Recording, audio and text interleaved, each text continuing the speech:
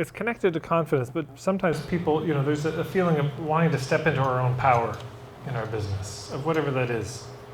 People say, well, how do I do that? How do I step into my power? Now, there's a lot of inner work stuff. I don't do it. It's not my thing. It's not that I don't have opinions about it. I don't know some things, but that's just not my niche. But I would say, there you go. There's nothing that will undercut your sense of power in yourself than lying and not following your conscience. When you're living aligned, that is automatically a powerful feeling. When you're following the dictates of your conscience instead of trying to, convince somebody. If you're trying to get people to buy, you're automatically put in a state of powerlessness. Why? Because what they do is not in your control. And then you're powerless. And then you feel scared, and then you feel angry. But if you're going by your conscience, automatically, you're in a state of power. Your niche.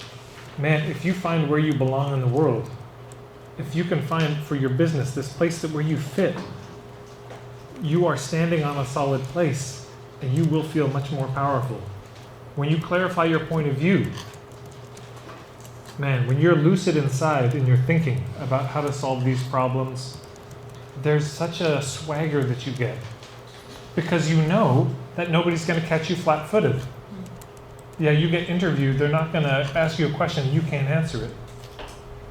It's a really powerful feeling. When I first started, I got interviewed on Conscious Awakenings Radio, Vancouver. And when I left the studio, I knew I just failed. I was too confused. I didn't, there was nothing clear. I could tell, you know how it is, like I didn't hit anything there. I struck out, I just never hit the ball. I could feel it. And I don't have that concern anymore. After 23 years, I just have thought this through enough.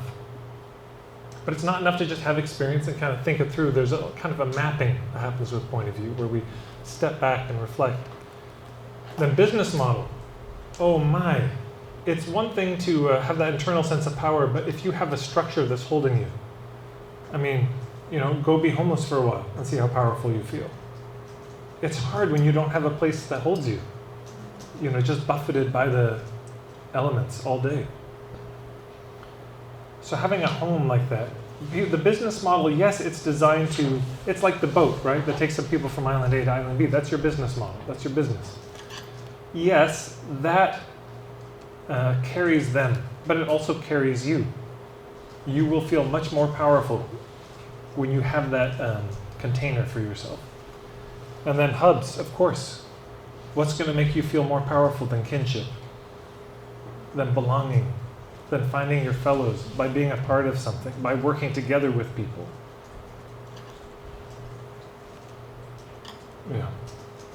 Yeah, people often say, but Tad, where does pitching and selling fit into your whole model? I'll show you. Watch. Here it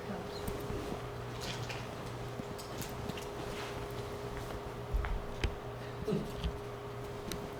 There it is. It's the tip. It's so small. People obsess about this stuff. How do you be convincing from the front of the room? How do you persuade people?